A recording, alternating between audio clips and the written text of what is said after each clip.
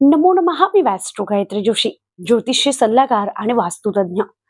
आज आपण जाणून घेतोय जुलै महिन्यातील मासिक राशीफल. मेष राशीच्या व्यक्तीसाठी नोकरी, व्यवसाय, आरोग्य, प्रेम, कौटुंबिक जीवन कसं असेल, काय सांगते ग्रह गोचर तुमच्याविषयी. जुलै महिन्यात गुरु ग्रह जो आहे तो तुमच्या सुखस्थानावर कौटुंबिक जीवनावर प्रभाव टाकत आहे. म्हणजेच चांगल्या काही गोष्टी सुद्धा या महिन्यात तुम्हाला ऐकायला येऊ शकतात. मात्र शनी ग्रह या महिन्यात तुम्हाला शिस्त शिकवून जाईल. काही गोष्टी विलंबाने होऊ शकतात शनीच्या ग्रह गोचरीमुळे. राहू मात्र आपल्याला सोशल मीडिया थ्रू काही नवीन ओळखी आणि धनलाभ सुद्धा देऊ शकतो. केतू संशय निर्माण करू शकतो, मात्र या महिन्यात आपल्याला हा संशयच टाळायचा आहे. करिअर किंवा नोकरीबाबत कसा असेल हा महिना. हा जुलै महिना नोकरी करणाऱ्या व्यक्तींसाठी सुखकर असू शकतो. जे तुमचे सिनियर आहेत किंवा जे तुमचे वरचे वरिष्ठ लोक आहेत ते तुमची दखल नक्की घेतील. तुमच्या कामाकडे नक्कीच बघितल्या जाऊ शकतं आणि तुमच्या कामाचं कौतुक सुद्धा मिळू शकतं. ज्या व्यक्तींना पदोन्नती, प्रमोशन किंवा नोकरी बदलण्याचा विचार जर करत असाल तर या महिन्याच्या उत्तरार्धात तुम्हाला चांगली बातमी मिळू शकते. पैशाच्या बाबतीमध्ये हा महिना स्थिर असू शकतो.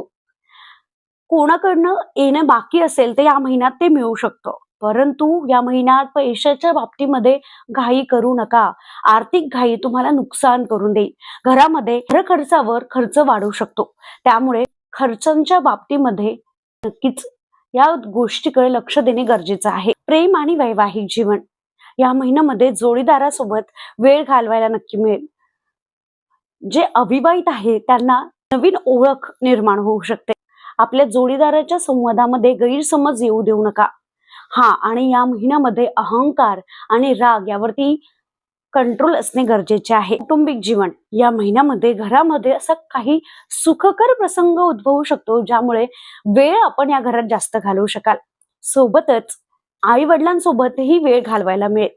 काही गोड प्रसंग किंवा घरामध्ये पूजा अर्चना पण होऊ शकते, त्यामुळे घरामध्ये वेळ घालवणे सोयीस्कर होईल.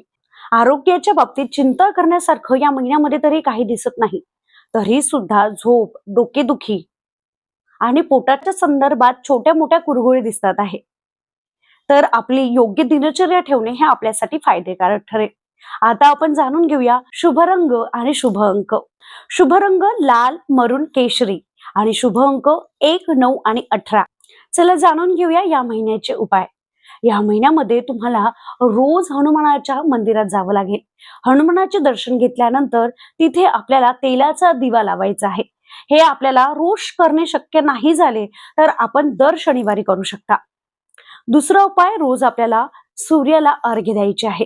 अर्घ्य देऊन झाल्यानंतर 1 माळ ओम आदित्याय नमः या मंत्राची आपल्याला जपायची आहे. तिसरा उपाय, रोज बाहेर पडताना केशर रंगाचा टिळा लावून बाहेर पडावे. ही संपूर्ण माहिती होती मेष राशीच्या जातकांसाठी. ही माहिती आपल्याला आवडली असेल तर नक्कीच या व्हिडिओला लाईक करा, शेअर करा आणि चॅनलला नक्की सबस्क्राईब करा. कारण आपले दैनिक राशीफल, मासिक राशीफल आणि साप्ताहिक राशीफल चॅनलला येत असतात. आणि आपल्याला एक मोफत प्रश्न विचारण्याची सुद्धा मुभा आहे, तर कमेंटमध्ये आपण आपला प्रश्न नक्की विचारू शकता. तोपर्यंत चला भेटूया पुढच्या राशीमध्ये. तोपर्यंत श्री स्वामी समर्थ.